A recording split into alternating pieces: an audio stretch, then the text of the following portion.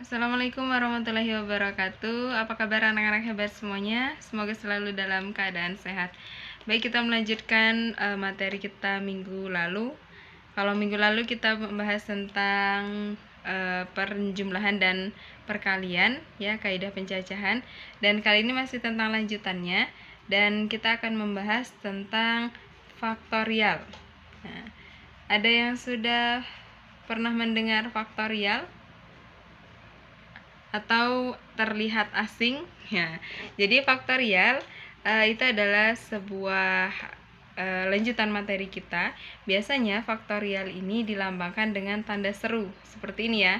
Ini lambang dari faktorial.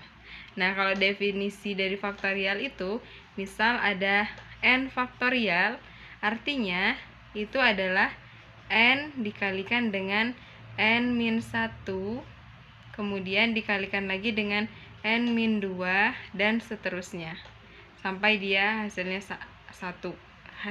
Angka ujungnya adalah 1. Sebagai contoh untuk lebih mudahnya, misal ada 3 faktorial. Berarti itu adalah 3, ini n ya. Di sini n, berarti kalau di sini 3 faktorial berarti 3 dikalikan dengan n-1, berarti 3 dikurang 1, 2, dikalikan dengan n-2, 3 dikurang 2, 1. Nah, sampai ujungnya hasilnya 1. Atau lebih mudahnya, kalau misalnya angkanya 3, tinggal kita kalikan angka 3 ini ke angka sebelum-sebelumnya. 3 kali 2 kali 1. 3 kali 2, 6. 6 kali 1, 6. Berarti hasilnya 6. Berarti 3 faktorial itu adalah 6. Kemudian contoh lagi, misalnya ada 5 faktorial.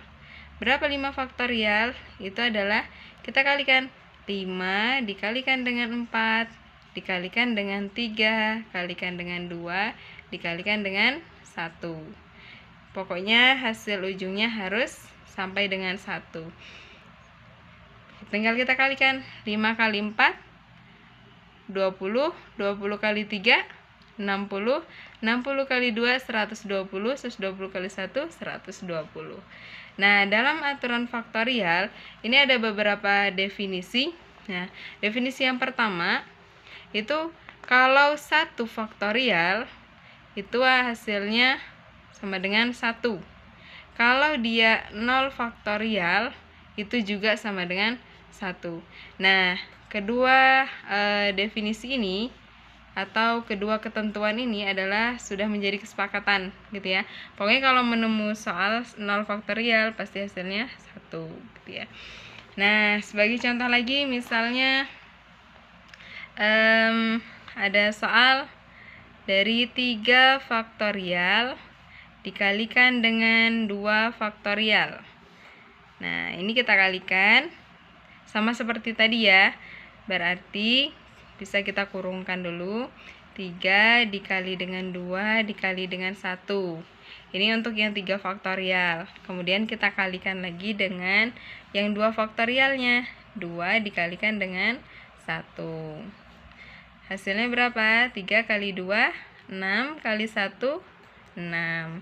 Dikalikan dengan 2 kali 1, 2. 6 kali 2 hasilnya 12. Ini kalau perkalian.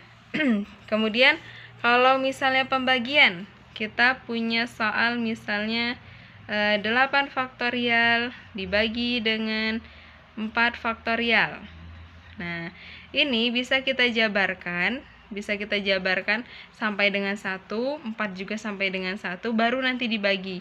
Atau cara singkatnya, gitu ya, cara enaknya, kita jabarkan 8 faktorial ini sampai titik bawah. Titik bawah ini kan 4 faktorial, angka yang paling bawah.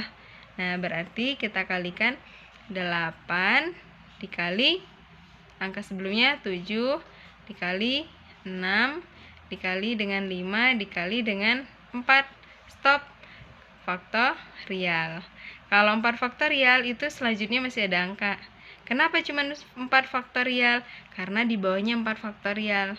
Kalau misalnya di sini 5 faktorial, kita stop sampai dengan 5 faktorial. Agar apa? Agar nanti bisa langsung kita bagikan, ya.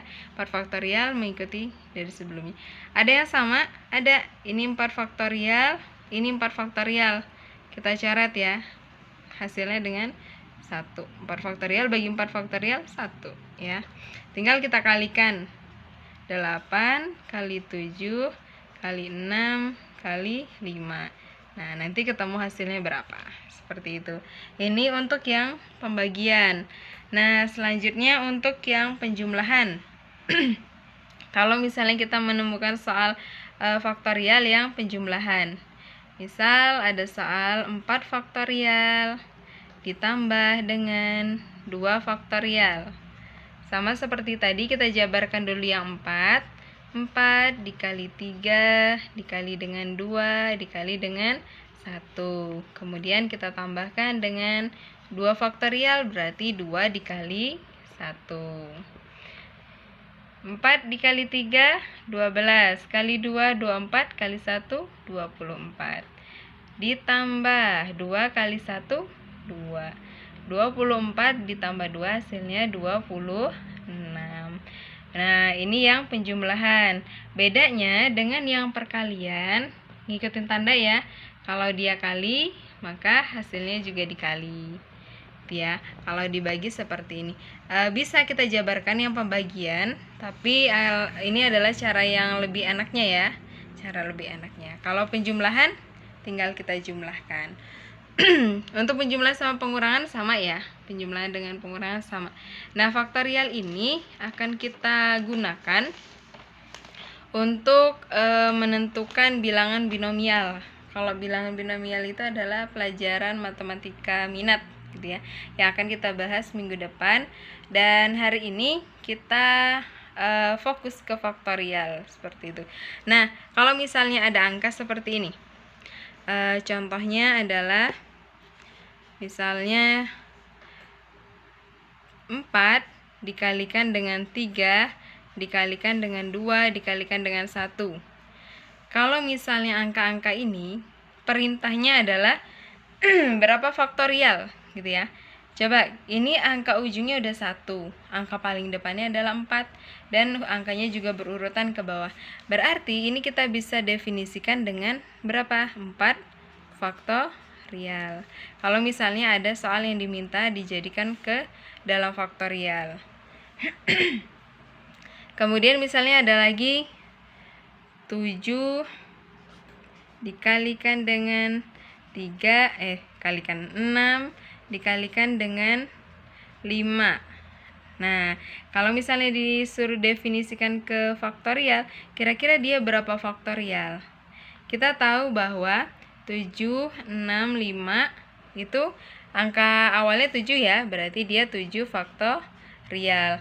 Karena di sini cuma berakhir dari sampai 5, sedangkan kalau 7 faktorial itu sampai dengan 1, maka kita pasti tandanya adalah bagi. Bagi berapa? Ini 5 faktorial, angka 5 berarti selanjutnya adalah 4, berarti di sini adalah 4 faktorial. Kok bisa? Oke, kita buktikan ya. Benar nggak hasilnya seperti ini? Kita buktikan. Oke, 7 faktorial. Sama seperti pembagian tadi ya. 7 dikalikan dengan 6, dikalikan dengan 5, dikalikan dengan 4 faktorial. Kenapa 4 faktorial? Karena bawahnya 4 faktorial per 4 faktorial. Sama ya? Bisa langsung kita coret. Oke, sekarang kita lihat. 7 kalikan 6 kalikan 5. Sama nggak dengan soalnya?